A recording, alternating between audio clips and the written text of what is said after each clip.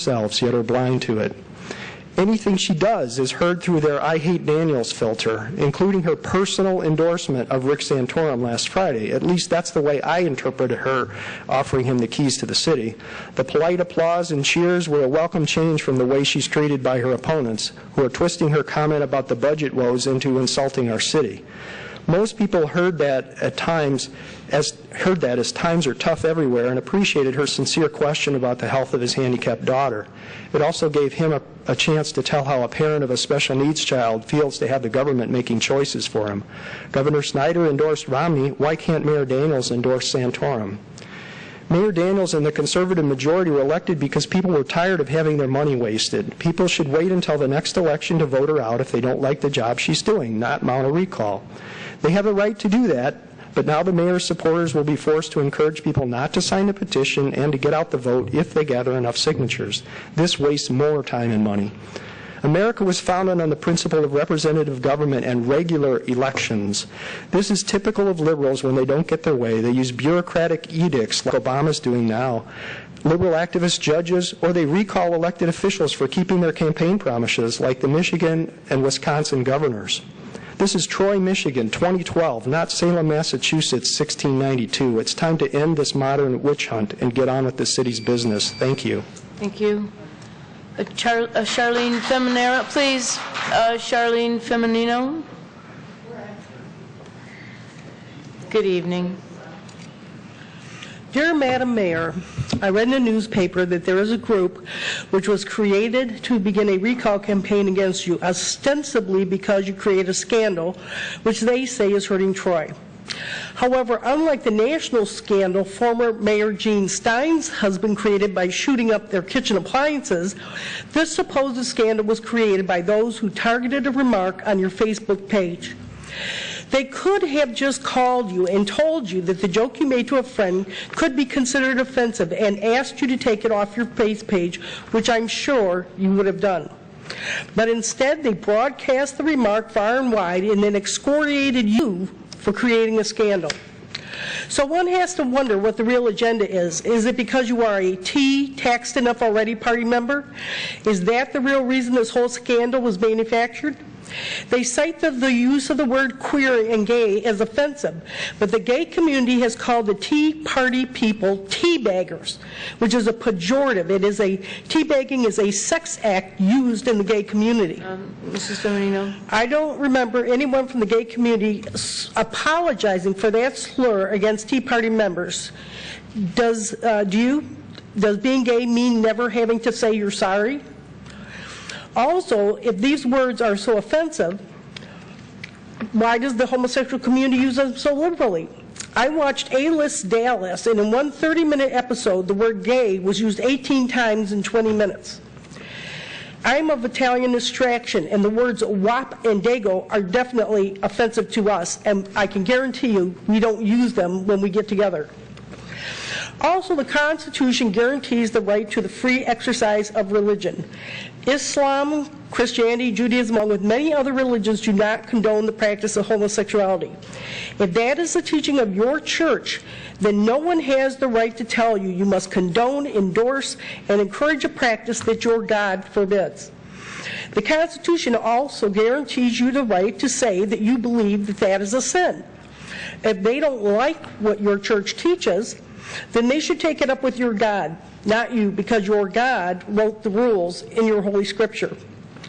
Euripides said that a slave is a man who cannot speak his thoughts. Hopefully, we have not entered the world of George Orwell as described in his book 1984, where we now have thought police who would determine what we can or cannot say, and that we can only use newspeak. Madam Mayor, if your name was Lisa Lampanelli, she is a comedian, you could stand on a stage for 1 or 2 hours and spew every racial and ethnic pejorative known to mankind, and you would be applauded, you'd get a lot of laughs, you'd be paid a lot of money, and you'd get bookings in the best theaters. It seems to me that because you just made a joke between you and your Facebook friends and did not get paid a lot of money and correctly used a word as defined in the dictionary, your offense appears to be that you are not of the same political persuasion as those who do not like you. Could it be that what is behind all this is the fact that you were elected mayor when the opposition, in their wildest dreams, never thought you could win? Could it be that they are now using the tactics outlined in the left-wing playbook written by Saul Alinsky, Rules for Radicals? Could it be that this is tactic number 13, pick a target, freeze it, and polarize it? Because, as he says, obviously there is no point to tactics unless one has a target upon which to center the attacks. If when you run for mayor again, if they recall you, I'll vote for you again. Thank you. Ellen Hodorek, please hold the applause. Ellen Hodorek.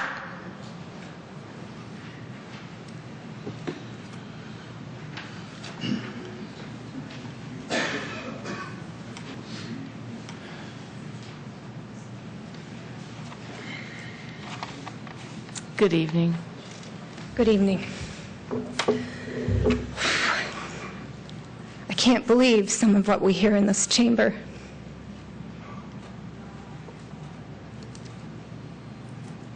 I don't think I can speak.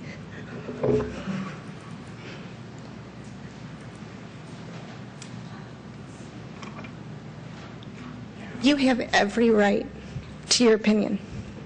You do. I think you're awesome at what you do in your partisan work. You're to be commended for knowing what you stand for. When folks take issue with it, and when folks are hurt by words used, not necessarily by you, by your supporters, they get concerned. There are so many positive things that go on in Troy. I love that Athens High School just raised $35,000 for charity last week. Go Red Hawks. I'm a Colt, but go Red Hawks. Another thing I love, being a Troy Colt and a bando, is the Troy High Band's Taking It to the Streets initiative that the band director and the students launched this year. It's a cool little outreach where the students go out in ensembles and play in nursing homes at events. When Santa Claus came here, I think the percussion team was here. Any money they are given, they don't ask for it, but any money they're given, they're going to use to support band programs in areas that are less fortunate. It's a way they want to give back to a community that's given them so much. The students who take it to the streets are this amazing mix of white, black, Asian, Muslim, Christian, Democrat, Republican, apolitical, agnostic, gay, straight, short, tall, woodwind, brass, percussion, etc. They are a community family, and their diversity is truly and literally the underpinning of their strength. They are watching us. These are our children. And they are watching us. I am telling you, I hear concern expressed by them, their parents, not just about a slur. It's the tone, it's the overall rhetoric. We all know it's not just one word. We heard people, several, come in and speak in ways that do not represent a diverse community.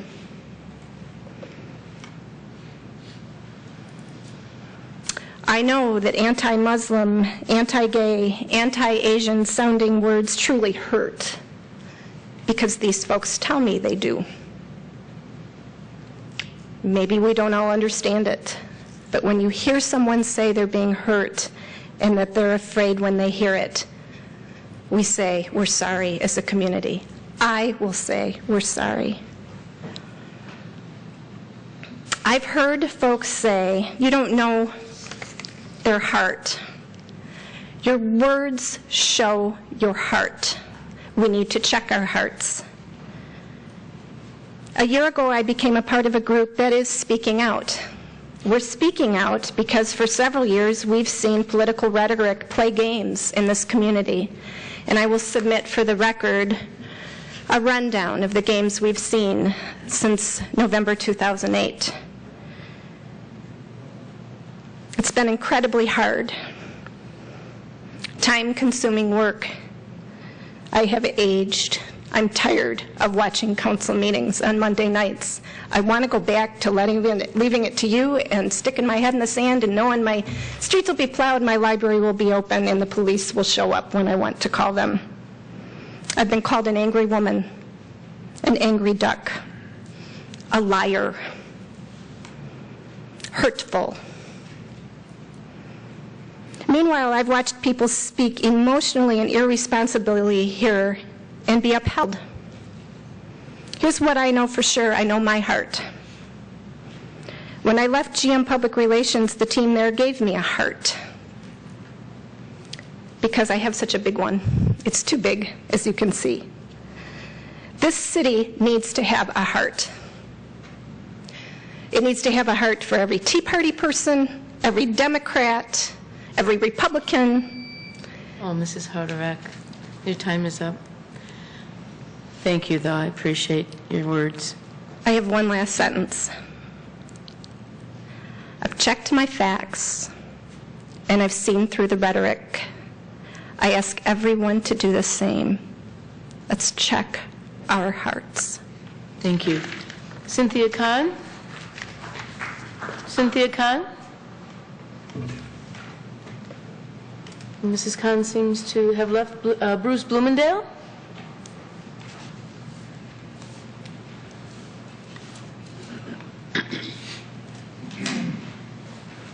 Good evening. Good evening, Mayor. Council. For the record, my name is Bruce Bloomingdale, and I've lived at 4264 Tallman since 1971. Several things have happened since the last City Council meeting and the study session that followed it. Tonight, I'd like to comment on a few of those things. First, I was incorrectly identified as a speaker that quote, noted that as a member of the Traffic Committee, Gordon Shepke has missed a third of their meetings, unquote. This was stated in the February 13th issue of the Troy Somerset Gazette. The publisher of the Gazette has assured me that this will be corrected.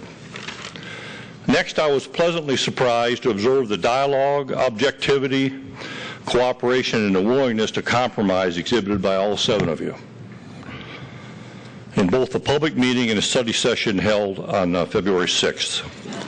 These characteristics are essential to good leadership, the kind of leadership that will result in decisions that will best serve the needs of our community. If the City Council, including the Mayor, the City staff, including the City Manager, and we as citizens learn to work together, our future will be enhanced and secured. Good leadership creates the teamwork that is necessary to success, whether it's in business, the military, or as a city. Mutual trust in and respect for each other are essential in creating the environment necessary for effective teamwork. With these thoughts in mind, I would like to address the comments I did make 2 weeks ago regarding Mayor Daniels' so-called position paper. First, I had suggested that you read into the public record a retraction of that paper. I find it interesting that the Oakland County Executive and I agree on this particular issue. Have you had a chance to read this article? I'll get you a copy of it. Mayor, as a citizen of Troy, I feel compelled to read into the public record the following comments made by the Oakland County Executive, L. Brooks Patterson, as reported by the Detroit News on February 14th, 2012, page 4A. So the citizens of Troy, Michigan, will have this information available to them for all time. I quote from that article as follows. I've had the pleasure of working with John Zerlak in various capacities for nearly 20 years. Patterson wrote in a February 7th letter. He is knowledgeable, trustworthy, responsive, and enjoys an excellent reputation not only with my administrators, but within his peer group. A dispute between two individuals does not render one of them suddenly incompetent to perform their duties, unquote. Mayor, you were then quoted as follows. Daniels says she and Zerlak have met and are doing fine on a professional level, unquote. Mayor Daniels, I want to believe that is an accurate quote. Please confirm it by printing a retraction of your position paper dated January 7th. Put this behind you. You've already started down that road in two ways. First, the statement I just quoted, and second, in the study session held after the public meeting on February 6th, you refuted this statement from your position paper, which is item 8 on the last page, and I quote. And lastly, why have you violated council's privacy and opened our private mail, unquote. I'm sorry. The finish of the quote is that is reprehensible and unforgivable. Now, those are strong words. Violated, privacy, reprehensible, unforgivable, strong language. And yet 1 month later, in the study group session, you concur with city council members that it is normal practice in business and government for staff to open and process any and all mail addressed to you that is not marked personal and private. This position paper, Mayor, is a very flawed document. Please put it behind you. Put a retraction. Demonstrate your leadership. Let's build a team based on mutual trust and respect between all parties. The retraction of this so-called and very flawed position paper is necessary to create the environment needed to build a strong leadership team to guide the future of this city. And I close with this statement. May the Lord give each of us the courage. Your 5 minutes is up. Okay. Thank you very much. You're welcome. Jonathan Witz.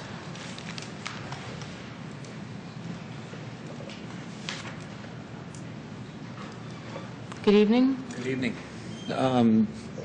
Again, I'm coming a little unorganized. I see all the written statements today, and I'll be going from the hip for the last time. I promise you I will come in writing and together, but I was late from a quick getaway that the Troy schools afforded a couple days off. So I came to say that, currently that I'm going to be supporting the efforts to recall you in a strong way, Mayor. And, I want to, it's important for the people in the audience to know that the people that are behind this are family people, people I think that have both, that don't come from a far liberal background, and it is not something, in my case, I'm not doing it because I disagree with you in any way, shape, or form. As the gentleman said, I completely agree that disagreeing with your policy is no reason for supporting such an effort. I think it has to do with dignity. It has to do with acceptance of people in the community. It has to do with how you deal with trusted public officials that have represented the city in a strong way. And, I certainly agree with the last gentleman that I think retracted statements and coming to some terms with that, would possibly affect, my opinion on it. The person that spoke against Brooks Patterson, I think should look at a record of incredible, county government and management and fiscal responsibility. And certainly he is not, he takes it very seriously, and I don't speak for him in any way, shape, or form, and don't agree with him on any issue, on every issue. But he doesn't get involved in local politics, and obviously he's seen enough that, he feels that something should be done. I'm a father of 3. I have a special needs child of my own, and government and the way government's been involved in schools, is the biggest blessing of all time, much against what Rick Santorum says about government getting out of education. Troy Public Schools are incredible. Their work with special needs kids is incredible. And, and I feel, I just want to make that comment in response to the other gentleman who thought that this recall takes us back to the 1800s. Quite the contrary. I think our leadership has taken us back with some of the comments and statements. I will come prepared. In reading Mr. Zerlag's, response to you, there is so much in there, that represents both, his integrity and his work for the city, And again, I've known of his work through people like Doug Smith, who's been with the city for a long time, as well as the comments by Brooks, as well as knowing that we just have had great service in the city for many, many years and great progress. And he's been a constant in that, and not everybody else here has. So for you to take shots at him like that and things like that, again, up to a long list where I'm, joining it. I'm a business person. I come from an independent background. As I said in the last time I spoke, I'm someone who could vote for Brooks Patterson and vote for Gary Peters and who could vote for the right person. And I strongly urge everybody, both in the audience and at this table, to find the center.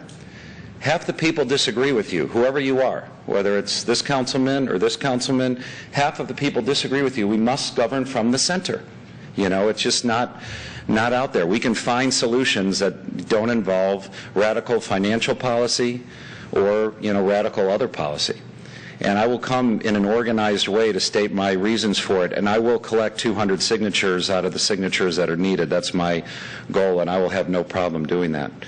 And I urge people, to join me, and I urge people, again, to find the middle. One of the gentlemen that supported you as I walked in had the comment. What does the yellow light mean, if I could ask? Does that mean I have a minute left? 57 seconds. 57 seconds, thanks. One of the gentlemen who, who speaking came in, and again, said that a gay lifestyle is a more promiscuous lifestyle, which is a bunch of bananas, it's crazy how someone could say that.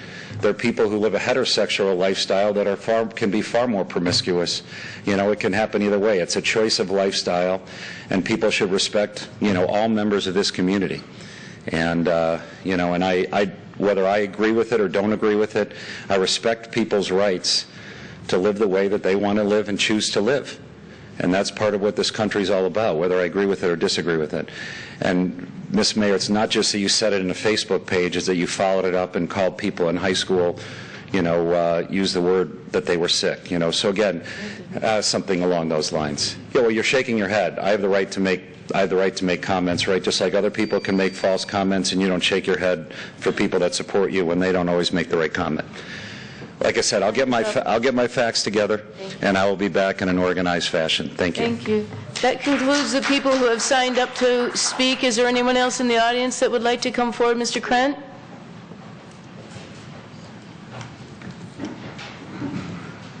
Good evening. Good evening, Mayor. I wasn't prepared to speak tonight, but there was a comment made by a citizen earlier today, and I found it very offensive. I just wanted to correct the record. She evidently doesn't have any sensitivity to Jack Stein's Alzheimer's and dementia. The reason I'm sure that he was angry with the appliances in his kitchen was because he was not himself anymore. As you may know, that when people suffer dementia, and when things change around them, they become angry and agitated because of the change. And I just wanted to correct, this was a tragedy for the Stein family, and her making it a point, some kind of, I don't know, defense of her position is just absurd and unsensitive and about a tragedy that happened in Troy. Thank you. Thank you. Mr. Shepke? Good evening. Evening, Mayor and Council. I just want to come up and say a few words. First of all, express my great love for the city of Troy. I've been coming out here to my aunt's truck farm since I was a little kid, just able to walk. And I've had nothing but fond memories of Troy. In fact, this is the place that I chose to raise my 4 children, and I hopefully I'll be able to be here for many more years. I really, a lot of times I really think that a lot of personal attacks that go on in this city they detract from the issues that this council has to solve. Running of this city in an efficient and with sound principles. And I think we're diverted a lot of times by attacks on either one side or the other. I've had my name's been put in a lot of newspapers and stuff like that, but I'll tell you what, my Asian daughter-in-law and her little daughter, who's the apple of my eye, and her honorable parents would be irate if they knew how I was being defamed about Asians because they are some of my favorite people. And anyway, keep on doing, Troy, giving Troy your service, and please, I think that Wade Fleming had a good thing to say a few weeks ago. We've got to treat each other kinder, and we have to get on with the business of this city that's at hand, and we've got to stop being distracted by different power groups around the city trying to get media attention. We have to get down to the business of running Troy the way Troy deserves to be run. Thank you very much for your kindness, and have a blessed evening. Thank you, Mr. Shepke. This young gentleman, Mr. Grix, come on forward, please. Thank you, Mayor. I would just like to draw us back to the issue on Boyd Street for one moment. I use Boyd Street every morning when I'm driving to school, and ever since I've obtained my driver's license several years ago, I've been using that street. And I see that there are problems. I realize that there are problems, and one of the major ones is that there's not sidewalks there for the kids to use. Secondly, I mean, you have these complaints of people that are complaining about all this traffic going down Boyd Street, and their suggestion is to close off Boyd Street to the traffic. Then you have one street going into the school, which is going to funnel all of the traffic into both schools at the same time there. You're going to have traffic backed up to Rochester Road, and I guarantee that it's going to be backed up all the way to Rochester Road and onto Rochester Road that way. In addition to that, on multiple occasions when I've been driving down Boyd Street towards the school, I've seen people, I get there usually early, I've seen people get in their cars, pull their car out into the street, park it, and then go back into their house. They do this in order to block traffic, and then they'll come back to us and complain that there's too much traffic and that they're having property damage as a result.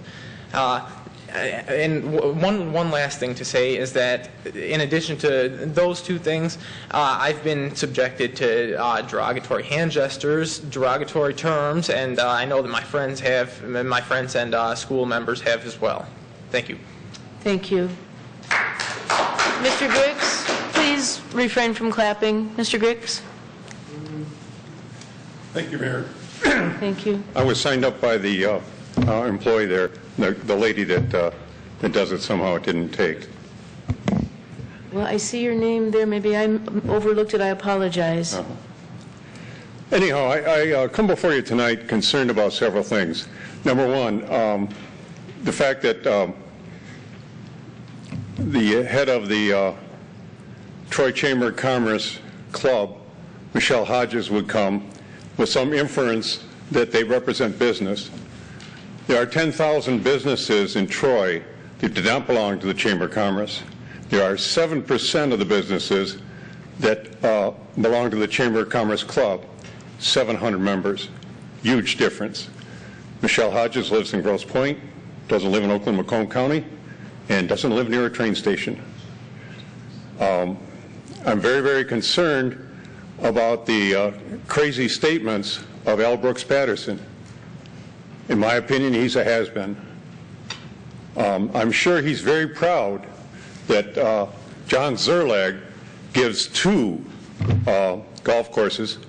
He worked to get the second one going, which has always lost money.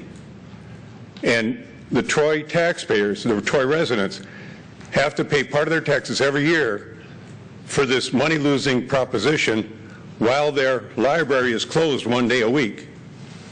We have Campbell, McGinnis, Fleming, and Slater that are committing ourselves to more expenses probably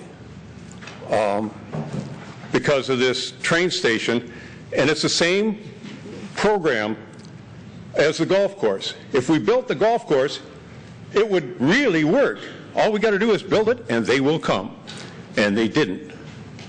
And now this train station, where we'll have 3 train stations within like 12 miles of each other, where Macomb County has none, they're trying to say that spending that Social Security money, because the government borrows from Social Security all the money they can, because the taxpayers' income tax provides only for operating the federal government.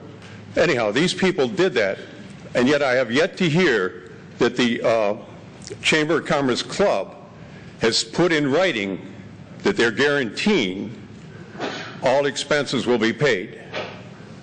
I have not heard that yet. And I'm sure Brooks Patterson has got that all locked up with Mr. Zerlag. Just like Mr. Zerlag didn't listen to the two councilmen that said, we have plenty of funds from our investments, we can open the library. And the other council people said that if you don't vote for this library proposal, this extortion deal, then we're going to close the library effective Monday.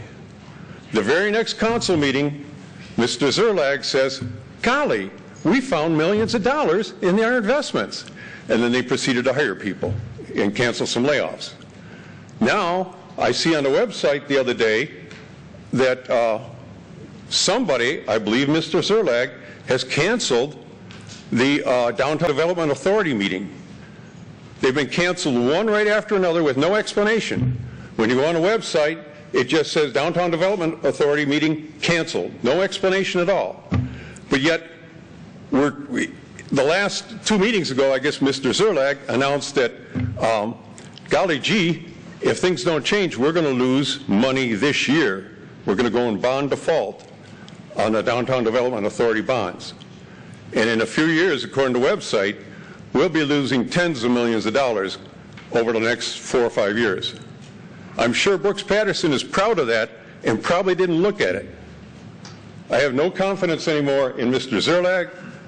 I'm wondering why the 4 council people that voted for the train station aren't pushing to get the signed letter from the Troy Business Chamber of Commerce Club to guarantee in writing that they're going to cover the cost. I think it's really, really sad that Brooks Patterson has sunk that low, and I'm not voting for him. I voted for him every time up until now, and I'm not voting for him for hereafter. Thank you very much. Thank you. Next. Good evening, sir. Good evening. If you'd announce your name, please. George Collins. Thank you, Mayor, Council. I'm here to speak about Boyd Street. I am the president of the Parent Teachers Organization of the International Academy. I'm here representing the 200 some odd members tonight of the Parent Teachers Organization. I normally don't go down Boyd. I received a lot of complaints about Boyd. I drove down Boyd. It's awful. The neighbors park their cars in the street, leave the cars on with the lights on, thinking that somebody is either moving or waiting. So all these cars stop behind them. It's not the people coming into the school. It's the people parking their cars on the street that's causing the problem. About 4 weeks ago, I had my son drive to school with his permit so he'd get more experience. We went down Boyd. I said, watch out for the guy over here in the middle of the street that's cutting right in front of you. There's a car parked there. He walked right in front of the car like this and looked at me like, what are you going to do about it? So when the neighbors are saying it's dangerous for the drivers, not the neighbors. All the parents really need that access. Unfortunately, they couldn't be here tonight. We're all on vacation. Excuse me. It's just an awful situation. I speak highly for the school. It's a great school. It's a great opportunity. Not allowing the cars to go in for egress and exit will limit the students from getting to the school and the parents from dropping off their kids. There's plenty of room. We just got to get together, figure it out. Thank you. Thank you. Hello, if you'd like to come forward. And please announce your name. Good evening. My name is Elizabeth Goichai, and I'm a senior at the International Academy East. I'd like to speak on the traffic at Boyd Street. And my mom, she wasn't able to be here tonight, but she wrote a letter of complaint to City Council, Troy Police, and to you. And she received a phone call a few days ago regarding her letter from a Troy police officer, and the Troy police officer asked her to come to speak tonight, but she wasn't able to come tonight, and I wanted to read her letter. I was unable to bring a hard copy, but I have it on my phone. And this was written on October 20th, 2011, and it says, "Dear Mayor of Troy, City Council members, and Troy Police Department, my daughter and son are students at the International Academy East in Troy, which opened its school year in 2008. It is the #1 IB high school in the country. The City of Troy and Troy residents should be made aware of this and share in our pride. The students who attend IA East are the brightest and the best in Michigan. These students come from miles, even being shuttled in just to be a part of this prestigious program from the school that the school has to offer. Suffice to say, these are students that are from many ethnicities that come to IA East. Sadly, earlier this month, my daughter brought to my attention the mean things that were being said to the parents and students as they drive through the residential streets just to get to school. Racial slurs and profanity are being yelled at the parents and students, especially by one resident on Boyd Street. I was in shock when my daughter told me that one resident yelled at a parent and told him to go back to China. How horrible. This parent is a business owner in Troy, pays taxes, and employs many men and women from different nationalities at his plant. He is a role model for our children in society. He is only one of hundreds of IA parents who make positive contributions to the city of Troy and our community as a whole. This leads me to the main reason why I'm writing this letter. With the opening of the International Academy East, there has been an increase of traffic along residential streets that lead to Baker Middle School and the International Academy. My request is a simple one. I am asking the City of Troy to please put up no parking signage along the residential streets near the two schools during the school hours of 7 to 8 a.m. and 2 to 3 p.m. in the afternoons Monday through Friday. This request is in order for the parents and students of IA East to be allowed to safely pass through the residential streets to drop off and pick up their children at school without being harassed. We are not a threat to the community. We are only trying to educate our children to become responsible, productive adults who will one day become leaders in the society without prejudice. We look forward to your help in resolving this matter. Thank you. Thank you very much. Next, Felicia McClintock. Good evening. Hello, Felicia. Mayor Dan. Hi, how are you? And council members, and also the citizens of Troy. I have come, I'm just really amazed and really impressed with the compassion that you guys here have in Troy for your city. I am not a resident of Troy. However, I am of You have to speak to the council. No, get by the microphone there and speak to the council, not the audience. Okay. But thank you. I am a resident of Oakland County. Thank you. However, I would like to say that a couple of years ago...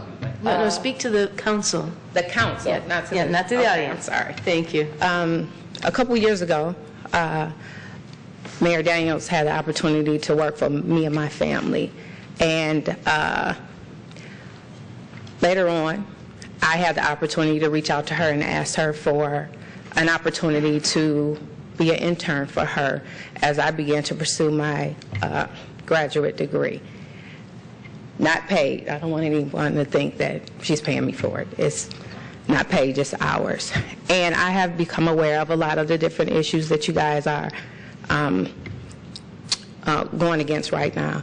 And it's universal. It's in every city, and you have all those differences. And I would like to say that she has been very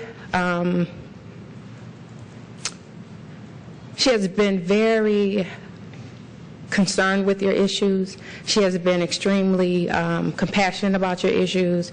She has been, in some forms, maybe not had the answers that you guys may have wanted.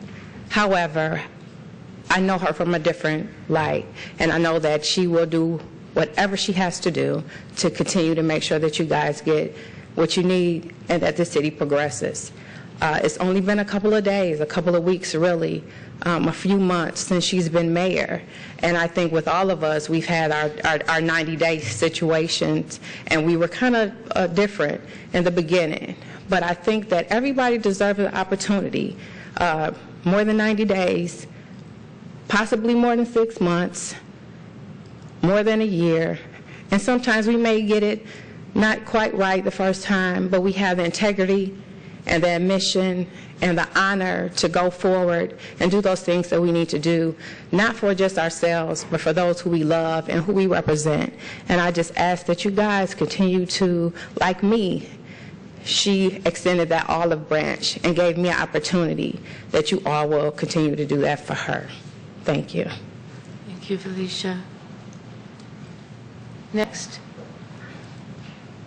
Oh, Cynthia Khan, I called you and you had left. Come, please. Good evening. Good evening. Well, I've been here before when Mayor Schilling was here. I've had the opportunity to speak twice, and today I just felt the need as a Troy resident to come back. And the reason I'm here is to just let you know that I also have come to know Janice, the mayor, recently, and I have found that she is a very genuine, caring, and hardworking representative of our people.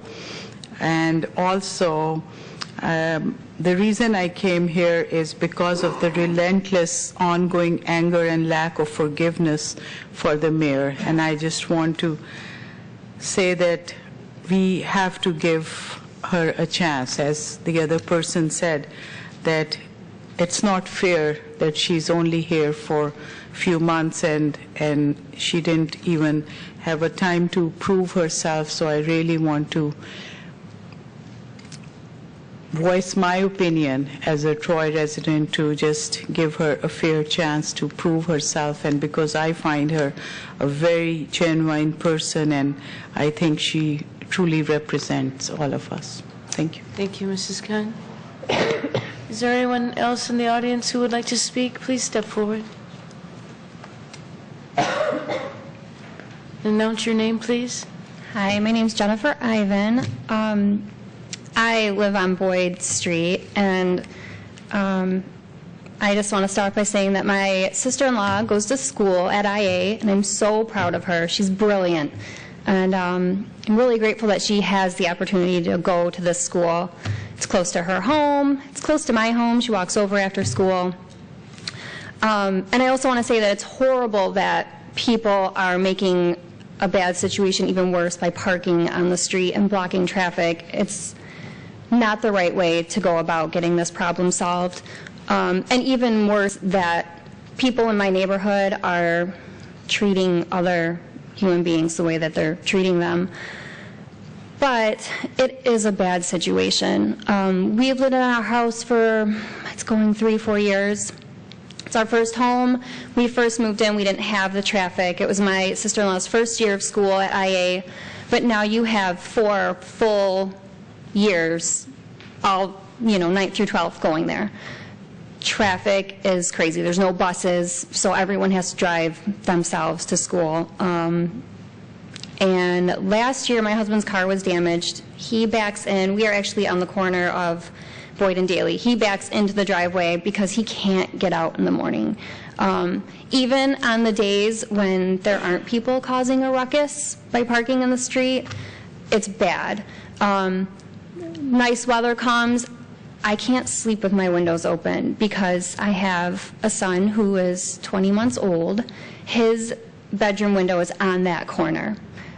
Even if I switched his room around, we couldn't sleep with the windows open. It's loud. Even when people aren't cursing, which they do, or beeping their horns at 7 a.m., it's loud. Like I said, my husband's car was damaged. There are kids that walk up and down the street. There's a man in my neighborhood that walks up and down the street every day, twice a day. I worry about him walking. There's elderly, the woman across the street from us. She doesn't have a driveway. I'm all for the no parking if that helps. The hours probably need to be extended, but like I said, some of the neighbors that don't have driveways because they have older homes, I don't know how that would work for them. Yeah, some property damage is happening, but mostly I'm concerned about the safety. I can't play with my son in my front yard or go for walks at certain times because it's too dangerous. Last summer, or actually at the beginning of the school year, 2 cars stopped on the side of my house, and really there's maybe 10 feet from the road to my house. I guess the car in front of him wasn't moving fast enough, and these were the only 2 cars out at the time. So the guy behind him honked. The guy in front of him flipped him the bird. The guy got mad that he got flipped off, got out of his car, and threatened him curse words that I would never say. And I was scared. I had to take my son and run into the house. The police can't really do anything about that for me because I wasn't threatened. But it's scary, and I did feel threatened. So the no parking signs, I think, will help. However, the constant traffic is mostly a huge issue, and I just don't think that there's too many students and too many people in one area for this to keep going the way it is. So, and I hope that you guys can actually take it to heart and help us with the situation. Thank you. Thank you. Is there anyone else who would like to speak this evening? Well, that concludes public comments. We now go to response to public comments. Would everyone like to take a break, though, before the response? Okay, we'll take a 5-minute break. We'll be back at 9:47.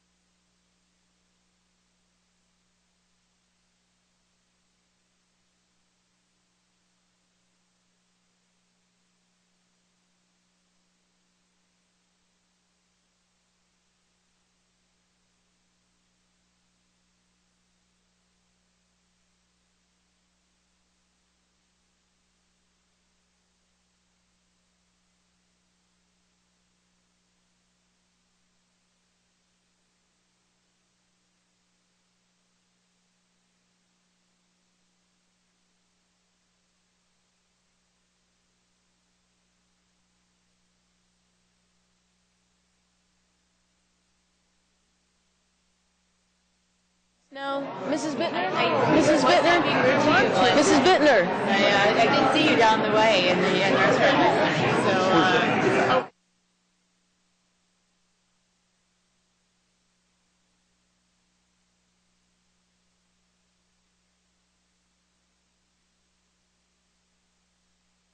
Seats. Please take our seats. Thank you,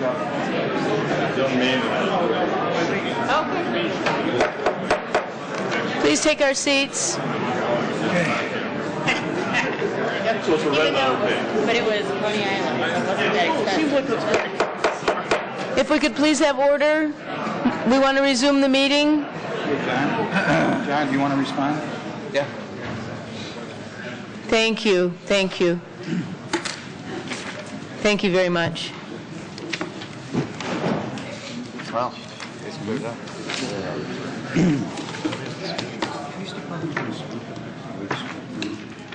We'll resume the meeting with response to public comments. Council? I've couple things. First, a gentleman asked about the DDA meetings that have been canceled, and I was hoping you can address those in some way, Mr. City Manager, or what the status is, just to bring the public up to speed. Of course. We've had cancellation of DDA meetings primarily because we're working on a solution for the bonding issue. There's no funding left for projects. Most of our members are in the business community and don't like to meet, taking time away from their jobs unless there's something substantial to discuss. And once we come up with a proposed solution for the bonding issue, we'll be happy to we'll then resume our meetings. Okay. And then the second issue was someone had mentioned about the rebroadcasting of meetings, or it hadn't been happening, and I was just wondering if you can address that. I would rather have Cindy Stewart address that. I'm not sure as to the mechanics as to why the meeting was not rebroadcast, so if Cindy's around, she can respond. If not, we'll have a response for you for the next meeting. That's all. I know there may have been a problem because there was certain redaction that was performed last meeting. I thought it would just take about 2 minutes out of the meeting. I'm not sure exactly what happened, but again, I'll have Mrs. Stewart respond to that. And here she comes. Did you hear the question, Cindy? Did you hear the question? Okay. We had a technical difficulty due to our playback system, and we apologize. We figured out what it was. It was the naming of it. Yeah, but we figured it out. So the meeting from last time will be on the website, so people can still watch on the website. And the meeting from tonight will air Wednesday, Thursday, Saturday, and Sunday. Thank you very much. Did it? Any other comments? Councilman Slater? I wonder is the police department prepared to respond or give just a small report on the Boyd Street issue? Yes, they are. Captain Shearlink was at the vanguard of those discussions with the residents, and he can be prepared to speak at this time, or when it's an agenda item, it's your choice. I think it might be a good point right now after the comments to hear a report. Thanks.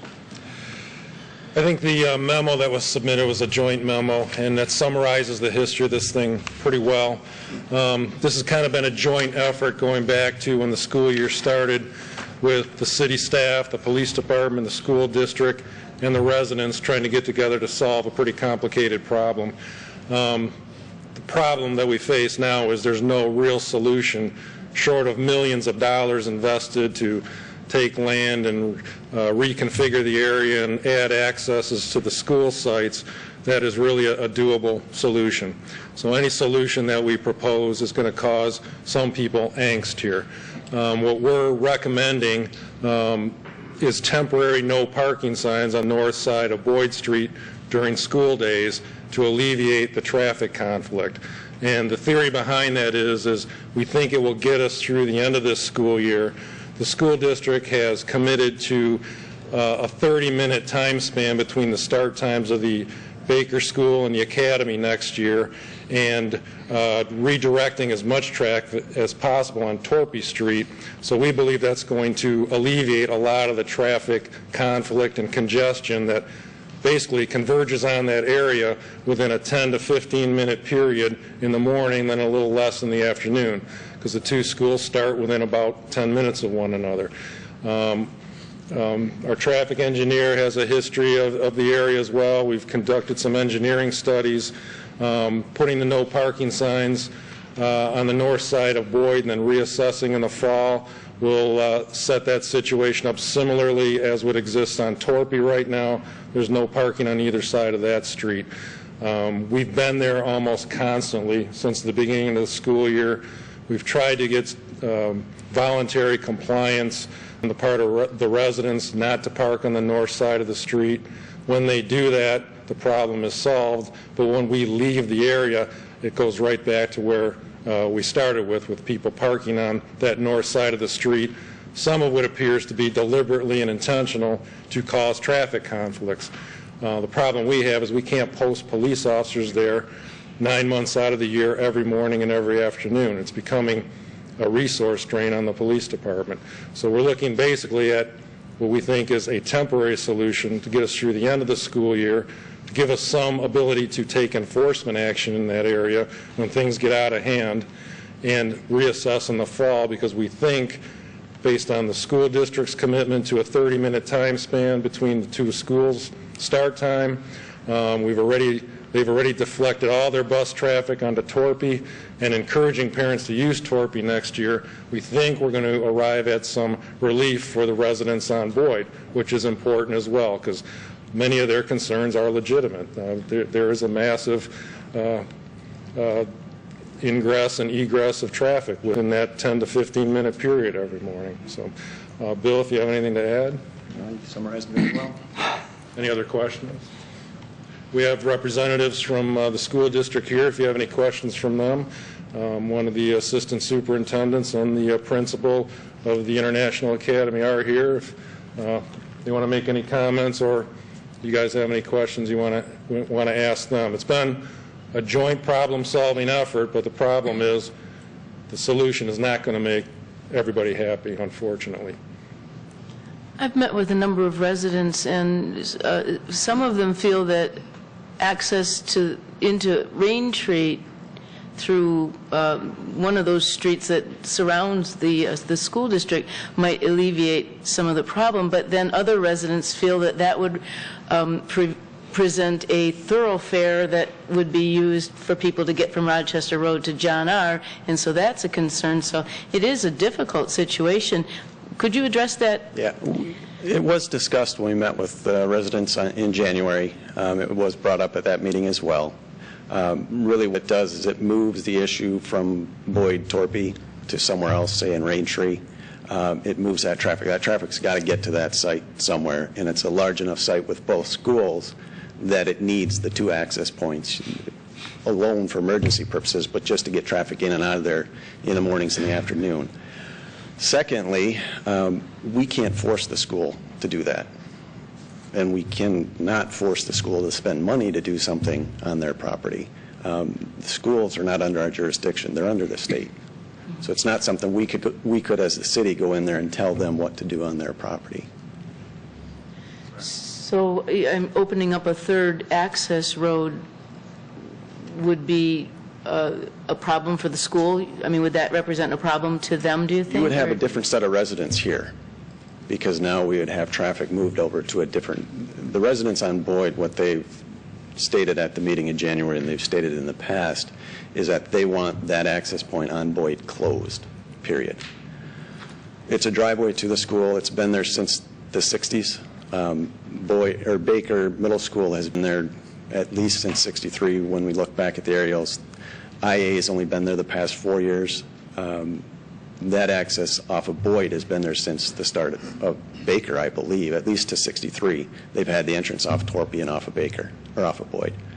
So the access points have been there, and really what it has become is, since all 4 grades are now in the IA, and you've got seniors driving, there's no bus traffic to IA. All those students either drive or are driven. So it's that real compressed time frame in the morning primarily, and it's the people exiting the site that is the real issue when you have the cars parked on the north side.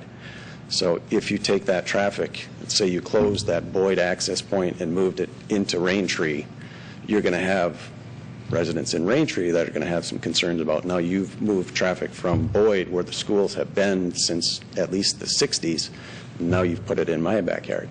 So there is a concern there, short of what we can and can't do with the schools. Okay. Any other questions?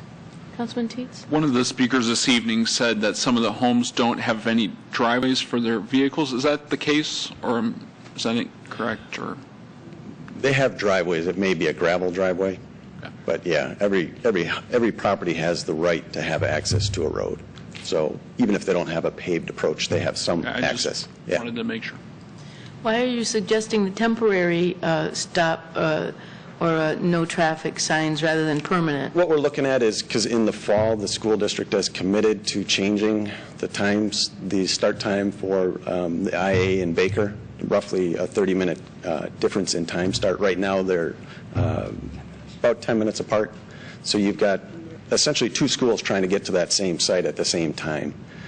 In the fall, and it's got to do with busing, and the IA has online courses, so because the school actually looked at trying to change that this year when we met earlier in the fall.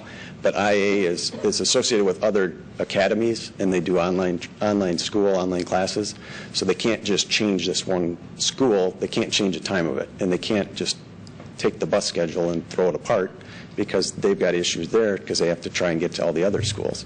Yeah, that's a real problem. Did you have another question, Councilman Slater? Councilman Henderson? I had a quick question.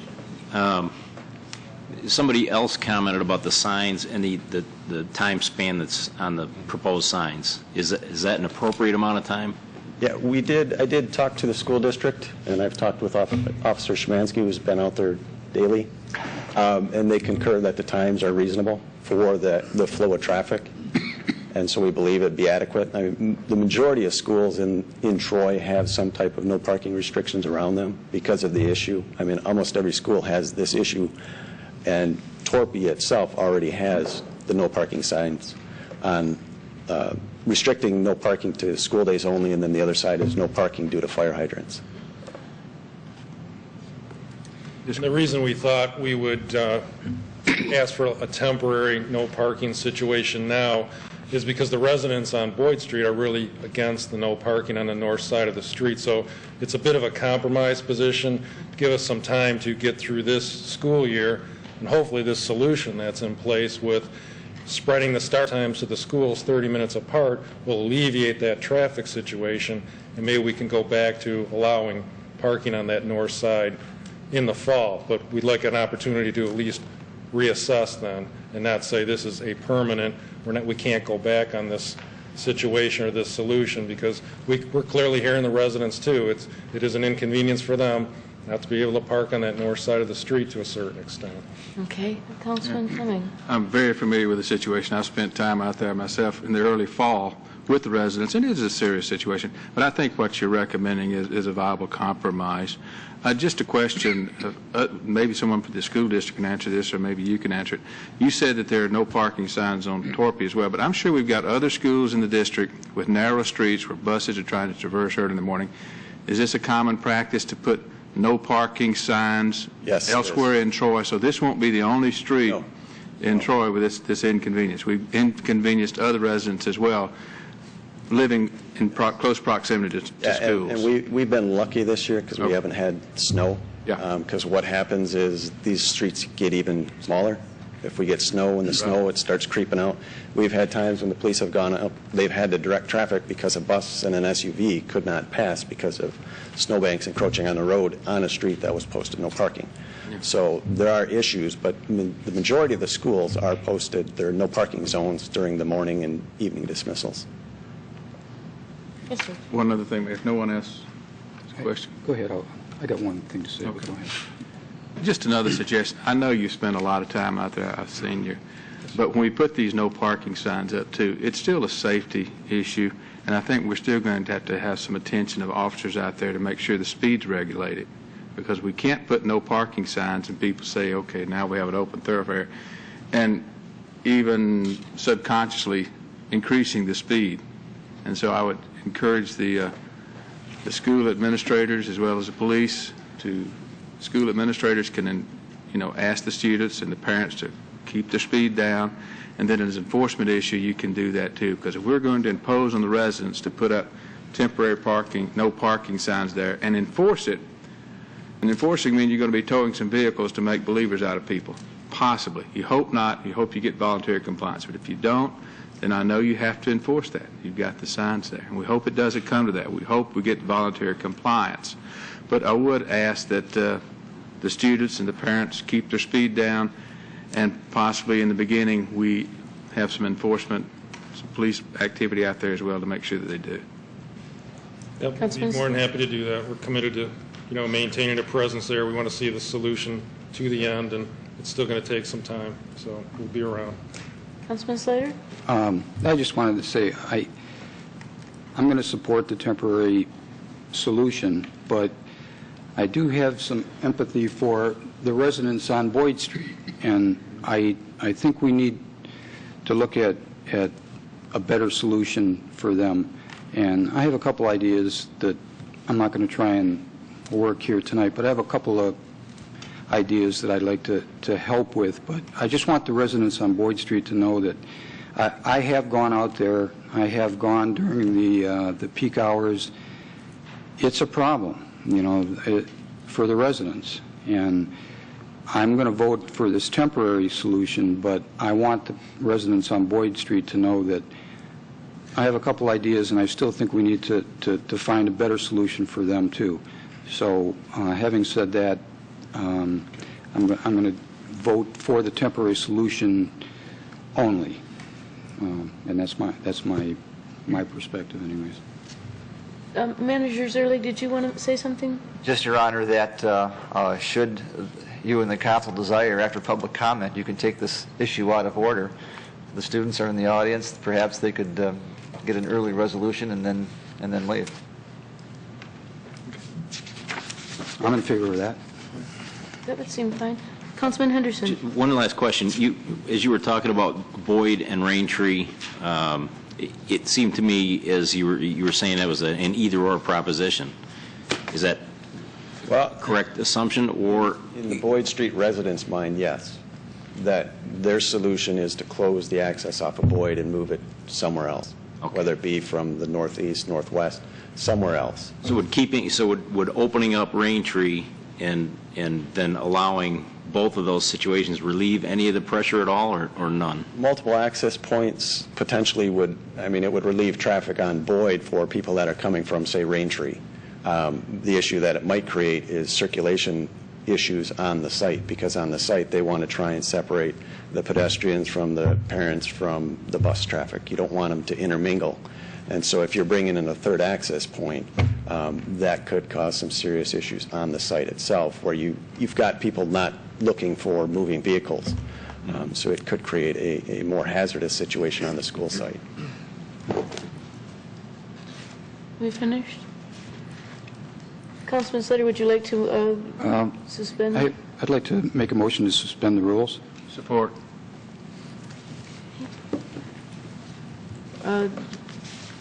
Moved by Councilman Slater, seconded by Councilman Fleming, that we put the issue of the Boyd Street next on the agenda. I'm just moving to suspend the rules first. Oh, suspend the rules.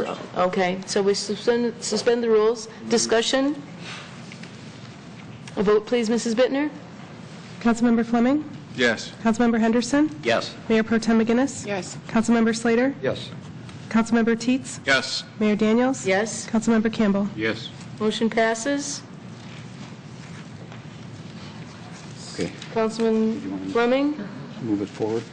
Yeah, I'd like to move since we suspended the rules, to move the agenda item I-6 Boyd Street issues relative to Baker Middle School and International Academy forward to vote on now, and like to move the resolution as printed.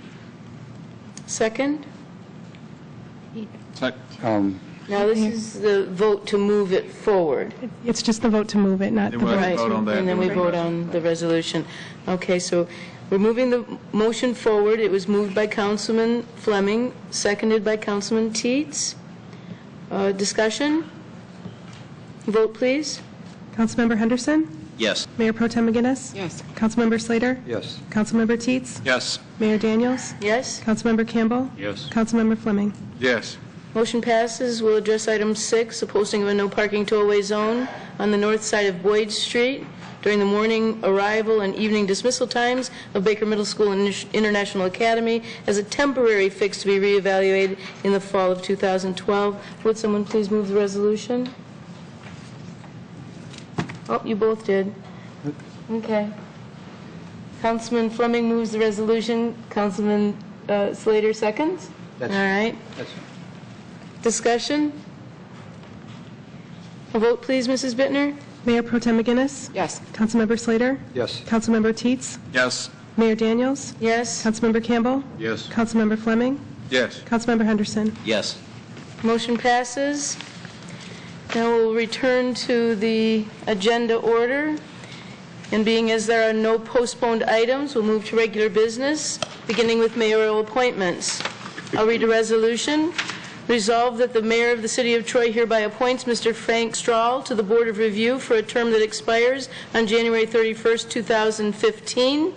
May I have a second, please? Second. Seconded by Mayor Pro Tem McGinnis. Discussion? A vote, please, Mrs. Bittner? Councilmember Slater? Yes. Councilmember Teets? Yes. Mayor Daniels? Yes. Councilmember Campbell? Yes. Councilmember Fleming? Yes. Councilmember Henderson? Yes. Mayor Pro Tem McGinnis? Yes. Appointment passes. Congratulations, Mr. Stahl. Mayor? Yes, sir? I would like to move to separate the Planning Commission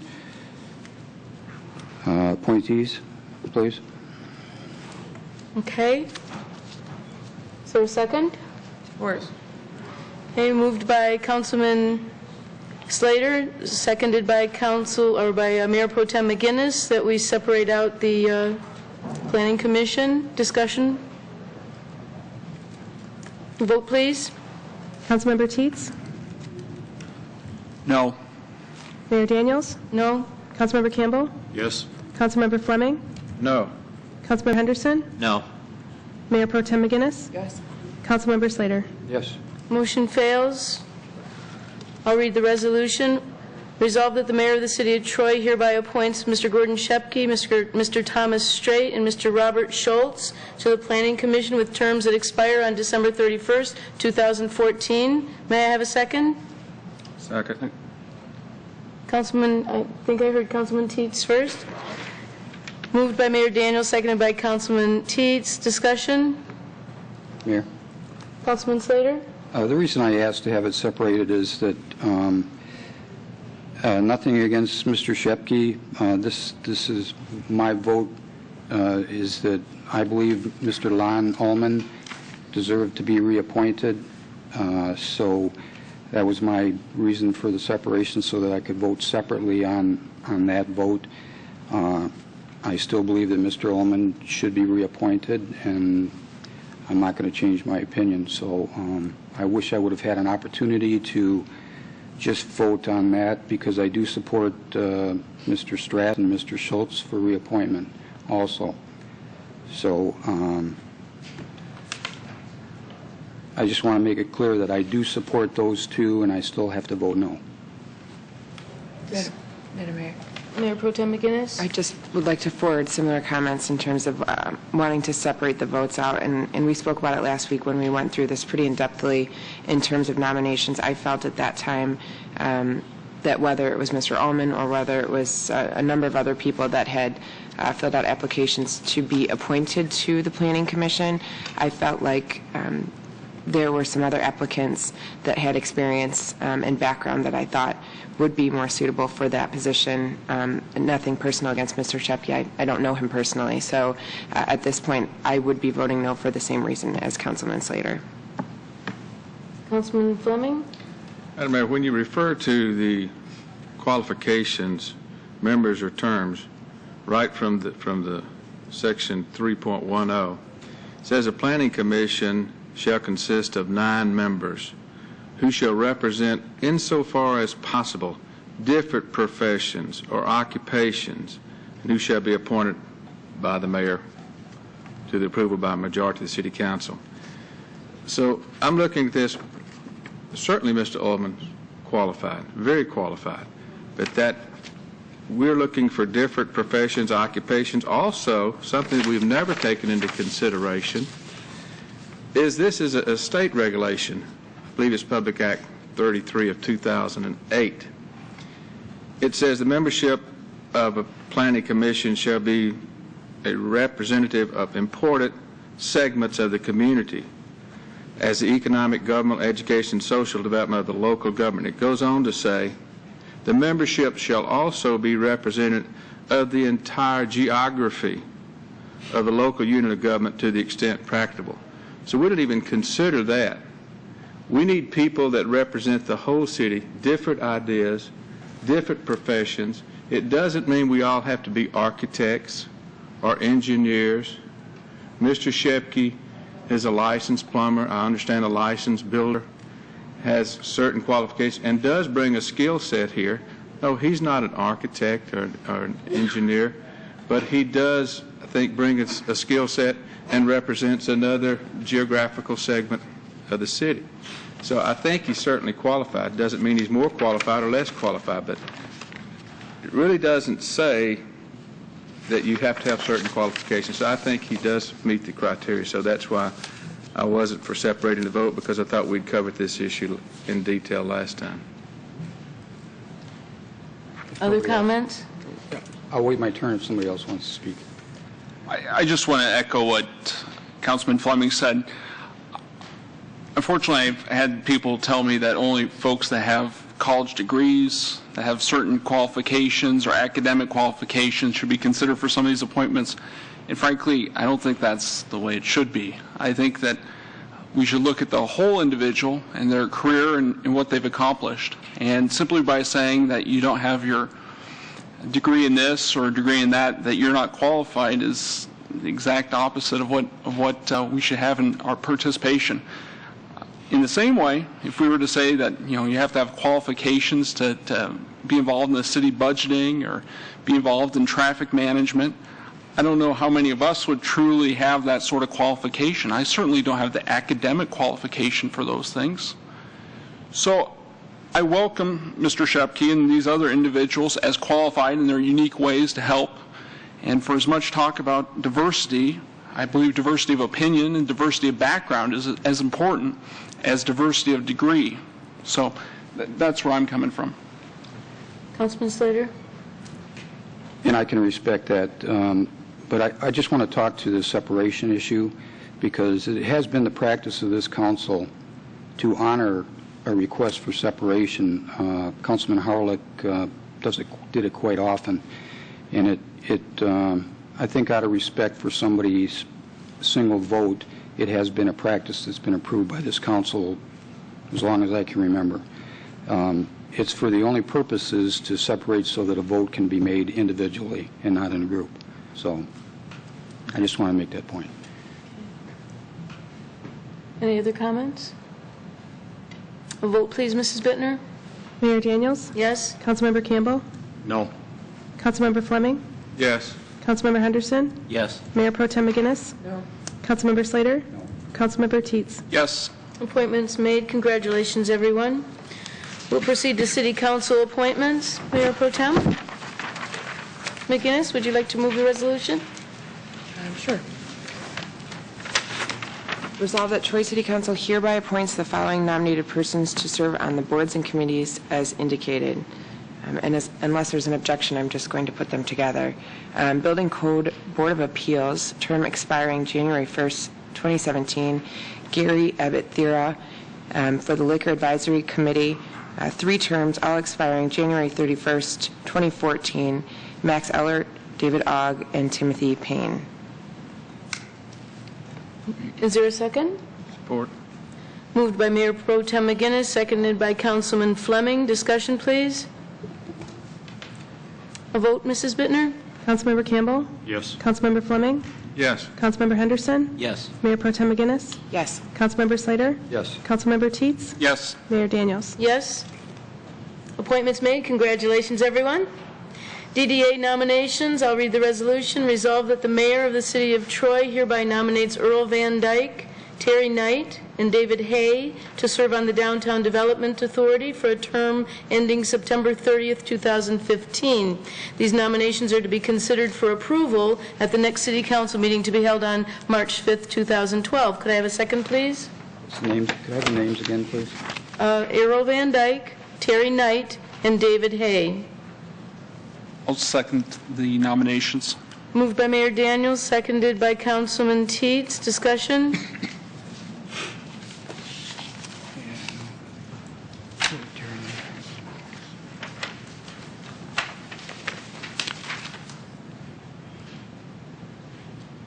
A vote, please, Mrs. Bittner. Councilmember Fleming? Yes. Councilmember Henderson? Yes. Mayor Pro Tem McGinnis? Yes. Councilmember Slater? Yes. Councilmember Teets? Yes. Mayor Daniels? Yes. Councilmember Campbell? Yes. Nominations pass. We have a request for a closed session. Could someone please move that resolution forward? Madam Mayor. Mayor Pro Tem McGinnis? Be it resolved that Troy City Council shall meet in closed session as permitted by MCL 15.268 parent H and MCL 15.243 parent G. Is there a second? Support. Moved by Mayor Pro Tem McGinnis, seconded by Councilman Slater. Discussion? It was Henderson. Oh, was it? Okay, Henderson. Thank you. Thank you for correcting me. Discussion, please. A vote, please, Mrs. Bittner. Councilmember Henderson? Yes. Mayor Pro Tem McGinnis? Yes. Councilmember Slater? Yes. Councilmember Teets? Yes. Mayor Daniels? Yes. Councilmember Campbell? Yes. Councilmember Fleming? Yes. Motion passes. We'll have the closed session at the end of the meeting. We'll move on to item I-4. We have a request from city management to waive the bid process for the purchase of police radio batteries and chargers. Could someone please move the resolution forward? Mayor. Councilman Fleming? Slater. Slater. Councilman Slater. I will move the resolution as printed. I'll second it. Moved by Councilman Slater, seconded by Councilman Fleming. Discussion? A vote, please, Mrs. Bittner. Mayor Pro Tem McGinnis? Yes. Councilmember Slater? Yes. Councilmember Teets? Yes. Mayor Daniels? Yes. Councilmember Campbell? Yes. Councilmember Fleming? Yes. Councilmember Henderson? Yes. Motion passes. Item I-5, application regarding Class C liquor license for El Charro Restaurant. There are two resolutions, Part A and Part B, but we can vote on them together. If we could have someone move the resolution, please. Madam Mayor. Mayor Pro Tem McGinnis. I move the resolution, both A and B, as printed. Support. Moved by Mayor Pro Tem McGinnis, seconded by Councilman Slater. Discussion? A vote, please, Mrs. Bittner. Councilmember Slater? Yes. Councilmember Teets? Yes. Mayor Daniels? Yes. Councilmember Campbell? Yes. Councilmember Fleming? Yes. Councilmember Henderson? Yes. Mayor Pro Tem McGinnis? Yes. Motion passes. We'll move now to I-7, the adoption of rules of procedure. Would someone please move the resolution? Councilman Fleming? Mayor, I move the resolution, resolve that Troy City Council hereby adopts the rules of procedure of the City Council of the City of Troy as recorded by the city clerk in the minutes of the study session of February the 6th, 2012. May I have a second? Second. Moved by Councilman Fleming, seconded by Councilman Teets. Discussion? Councilman Fleming? I'm sorry. You can go. Okay, I can go. Councilman Fleming. There was some discussion